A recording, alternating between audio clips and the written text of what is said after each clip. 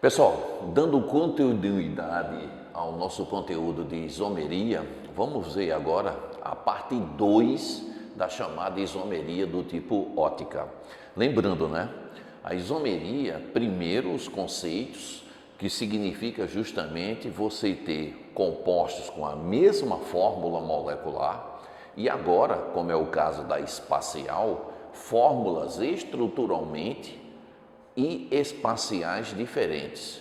Nesse caso, a gente vai trabalhar somente com as espaciais sendo diferentes.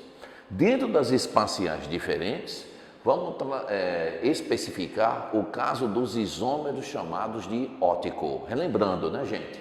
A isomeria ótica decorre do que a gente chama de um processo de assimetria, o que significa as moléculas, quando são divididas, elas passam a ter lados diferentes.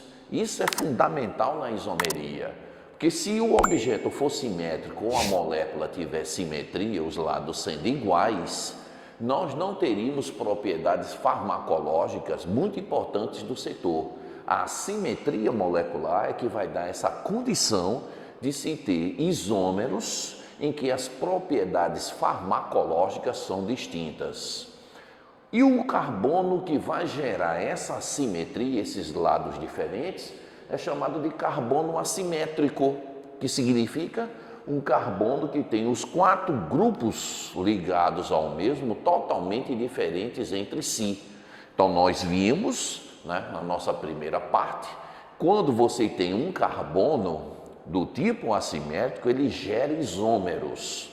Esses isômeros podem ser chamados de isômeros ativos e de isômeros inativos. Não esqueçam, tem tanto ativos como vai existir os isômeros inativos. Os ativos, eles recebem o nome em particular de destrógeno e de levógeno, os que desviam a luz polarizada para a direita e o que desvia a luz polarizada para a esquerda, isômeros ativos. E a mistura em partes iguais desses isômeros ativos irá formar um novo isômero. Sim, esse isômero inativo, com desvio nulo, nós chamamos de mistura racêmica ou de racematos. Portanto, quando você tiver um caso de isomerismo óptico, tem que ser contabilizado tanto ativos quanto os inativos. Tendo apenas um carbono quiral, a estrutura química me possibilita 3 isômeros.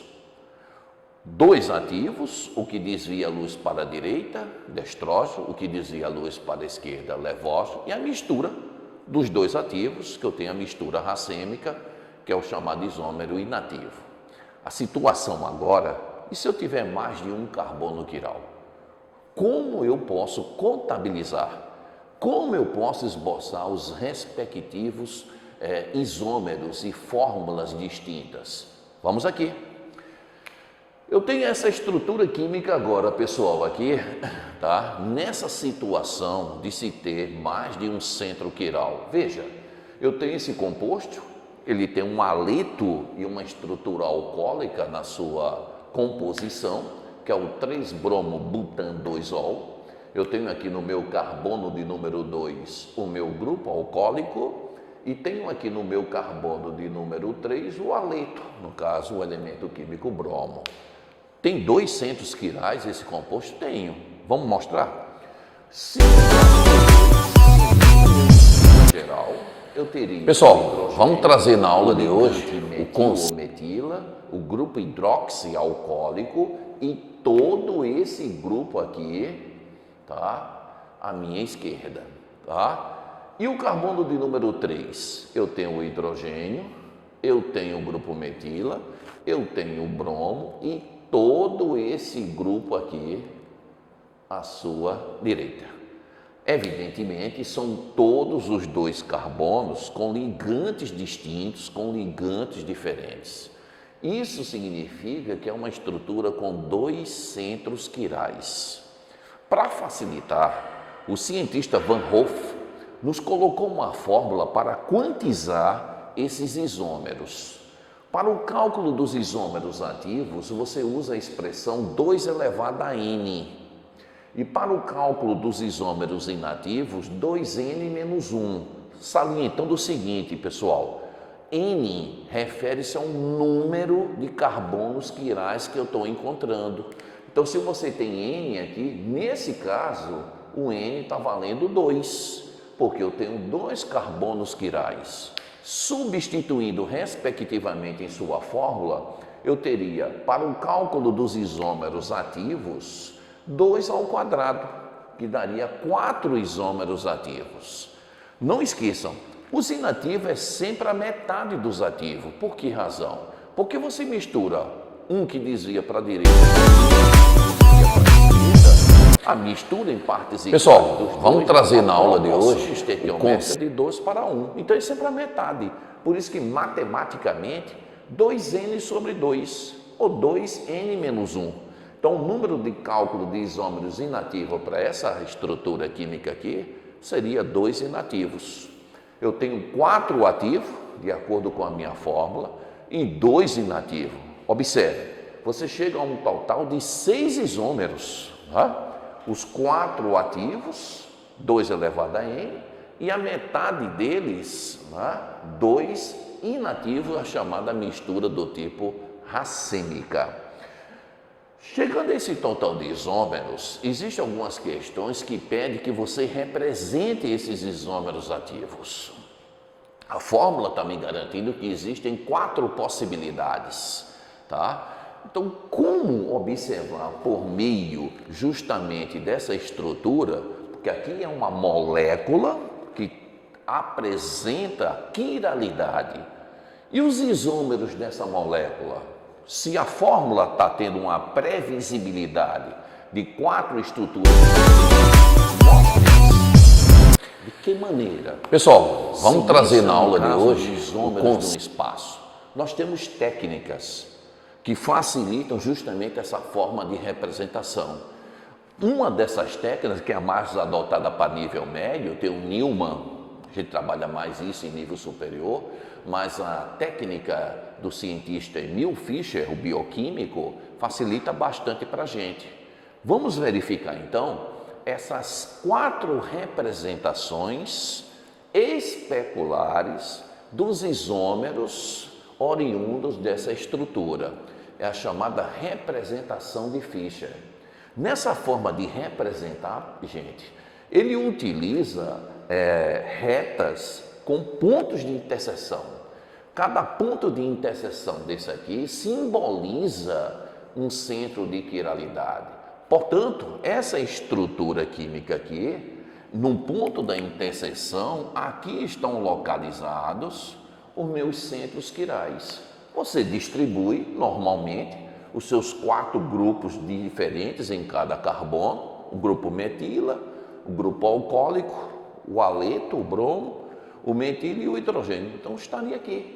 Essa aqui seria uma forma de você representar espacialmente uma estrutura tridimensional. Aí eu coloquei isso diante de um espelho imaginário. Por quê? Quando você tem isômeros, você tem estruturas em que uma é a imagem da outra. A ideia do químico francês Pasteur.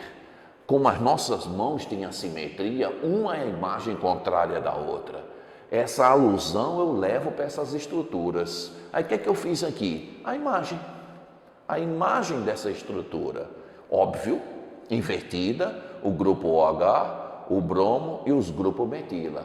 Esse par que eu estou colocando aqui para a gente, tá? Esse é o par de isômeros provenientes dessa molécula em que um é a imagem contrária do outro.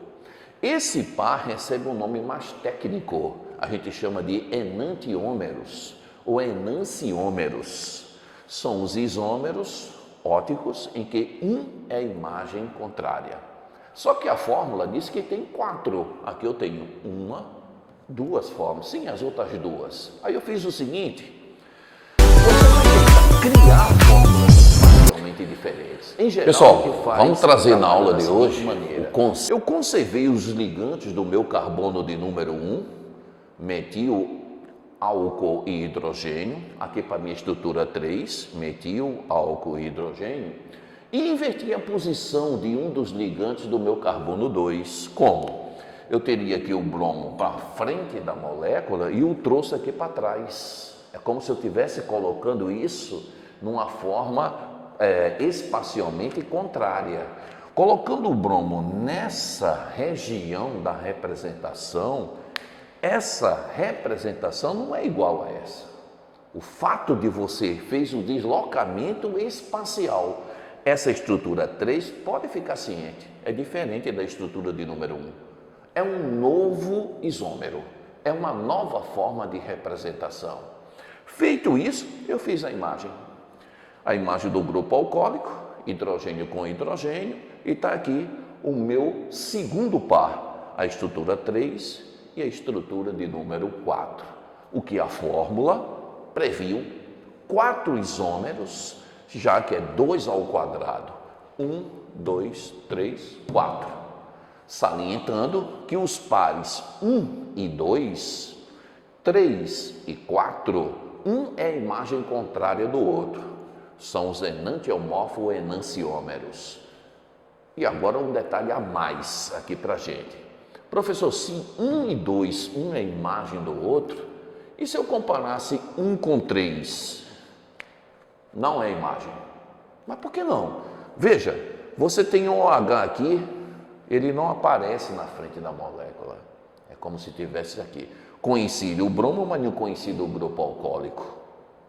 Então eles não conseguem ser imagens entre si. Existe uma situação especial, quando você tiver mais de um carbono quiral, que alguns isômeros não são imagens entre si. Eles têm um nome, são chamados de diastereoisômeros. São os isômeros óticos em que um não é imagem especular do outro. Professor, por que isso seria importante? Quem tem propriedades físicas e químicas iguais, quem tem propriedades farmacológicas distintas, são os enantiômeros. E os diastereoisômeros? São isômeros óticos que não são imagens especulares. E aí? As propriedades físicas e químicas são diferentes. Isso é consequência justamente das propriedades dos isômeros óticos que a gente está trabalhando aqui. Essa seria a situação de você ter mais de um centro quiral dentro da sua estrutura. É verdade, pessoal, que quando você for representar os seus compostos, suas moléculas, esse é o tratamento de Fischer que possibilita a gente visualizar, tá, em 2 dimensões, estruturas tridimensionais. Porque quando a gente pega uma estrutura química como essa e passa a configurar espacialmente, se você me observar aqui, ó, eu tenho 4 ligações, visto que o carbono seria do tipo sp3, mas as 4 ligações não estão na mesma região do espaço. Ficam 2 ligações no quadro, eu colocaria aqui o grupo metil e a ligação com o outro carbono, e 2 estão espacialmente voltadas. O hidrogênio com a ligação covalente tracejada é como se ele estivesse por trás do quadro. E o grupo alcoólico com a cunha cheia, ele está na frente do meu observador. Isso é a representação tridimensional para esse tipo de carbono sp3 que simboliza um centro quiral aqui para a gente. Então dificulta essa visualização. Por isso que é fundamental para a gente ter técnicas que possibilitem essa transformação tridimensional para formas. Pessoal, vamos trazer na aula de hoje o trabalho do cientista Emil Fischer, mostrando os isômeros, os enantiômeros para a gente aqui, assim como ele vai mostrar também os diastereoisômeros. Estamos diante, então, da possibilidade de uma molécula ter mais de um centro quiral. Então, não esqueçam, sempre utilizar as fórmulas de Van Hoff, como a gente vai observar aqui, 2 elevado a n e 2 elevado a n menos 1. E, por último, professor, você mostrou os isômeros ativos? Sim, essas representações que eu tenho aqui são dos ativos. Aqui tem um destrógeno, que dizia para a direita, e a imagem que a gente simboliza pela forma o que? Levógena. E o racêmico, osinativo? Não. Como o desvio dele é nulo, ele não tem representação especular. Só se representa pela estrutura de Fischer aqueles que produzem justamente uma imagem, aqueles que têm desvio. Assim, a representação que a gente está colocando aqui é somente para os chamados isômeros do tipo ativos. A gente vai trabalhar agora com um outro aspecto. Que outro aspecto? Esses carbonos que foram colocados aqui para a gente são carbonos assimétricos ou quirais sendo diferentes. Sim, existe a possibilidade ainda dos carbonos quirais ou assimétricos serem iguais, porque aqui foram diferentes. Como é que a gente sabe que é diferente? Bem, você tem 4 ligantes. Quando eu comparei os 4 ligantes de um com o outro, já houve uma diferença aqui. Aqui tem álcool e aqui tem bromo. Então, para mim, são 2 centros quirais diferentes. Basta um dos ligantes não estar idêntico ao outro. E se eu colocasse agora, é isso que a gente vai trabalhar, um outro grupo OH no lugar do bromo, aí você vai ter essa situação de carbonos quirais sendo iguais. Com carbono quirais sendo iguais, eu teria o quê? Uma outra possibilidade, é o que a gente vai ver na sequência agora, como se representar, como se quantificar os isômeros na situação de a gente apresentar centros quirais o quê? Iguais. Ok, pessoal? Valeu e até a próxima. Obrigado.